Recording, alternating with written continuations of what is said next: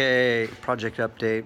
Project Barn Find 914 wide body kit is coming along. So today got the two front fenders all prepped to get TIG welded. They're both clecoed. If you don't know what cleco is, check it out. So